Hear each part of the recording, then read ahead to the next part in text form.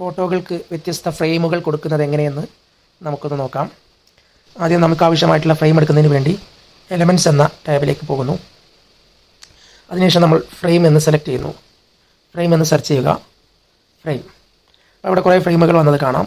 അതിൽ C all എന്നുള്ളത് select ചെയ്ത് കഴിഞ്ഞാൽ നമുക്ക് ഇഷ്ടം പോലെ ഫ്രെയിമുകൾ ഇതേപോലെ കാണാൻ സാധിക്കും. ഈ ഫ്രെയിമുകളിൽ നിന്ന് നമുക്ക് നമ്മുടെ ഫോട്ടോ എങ്ങനെ ഏത് ഫ്രെയിമിൽ കൊടുക്കണമെന്നുള്ളത് നമ്മൾ തീരുമാനിക്കുക. അതിനുശേഷം ഒന്ന് സെലക്ട് ചെയ്തതിന് ശേഷം ഞാൻ ഈ ഒരു ഫ്രെയിമാണ് എടുക്കുന്നത് വിചാരിക്കുക. ഈ ഫ്രെയിം സെലക്ട് ചെയ്തു. ഇനി ഈ ഫ്രെയിമിനുള്ളിലേക്ക് എനിക്ക് ഫോട്ടോ കൊണ്ടുവരണം എന്നുണ്ടെങ്കിൽ താഴെ കാണുന്ന റീപ്ലേസ് എന്നുള്ള ഈ ഭാഗത്ത് ക്ലിക്ക് ചെയ്യുക. അതിനുശേഷം ഫോട്ടോ സെലക്ട് ചെയ്യുക. ഓട്ടോമാറ്റിക്കായിട്ട് ആ ഫോട്ടോ ആ ഫ്രെയിമിനകത്തേക്ക് വന്നു. ഇനി മറ്റൊരു ഫ്രെയിം നമുക്കെടുത്തൊന്ന് പരിശോധിക്കാം. എലമെൻറ്റ്സിൽ നമ്മൾ മറ്റൊരു ഫ്രെയിം സെലക്ട് ചെയ്യുന്നു, റീപ്ലേസ് അടിക്കുന്നു. അതിനുശേഷം ഫോട്ടോ സെലക്ട് ചെയ്ത് കഴിഞ്ഞാൽ ആ ഫ്രെയിമിലേക്ക് ഫോട്ടോ വന്നു. ഇനി ഈ ഫ്രെയിമിന് നമുക്ക് ബോർഡറുകൾ കൊടുക്കണം എന്നുണ്ടെങ്കിൽ ഫ്രെയിം സെലക്ട് ചെയ്തതിന് ശേഷം അവിടെ സ്റ്റൈൽ എന്നുള്ളത് കാണാം, അതിൽ ക്ലിക്ക് ചെയ്യുക.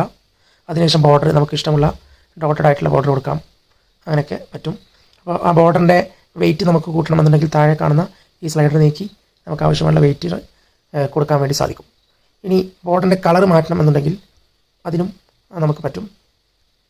ഇവിടെ ബോർഡർ കളർ എന്നുള്ള ഭാഗത്ത് ക്ലിക്ക് ചെയ്തുകൊണ്ട് നമുക്ക് ആവശ്യമായിട്ടുള്ള കളറുകൾ നമുക്ക് സെലക്ട് ചെയ്യാവുന്നതാണ്.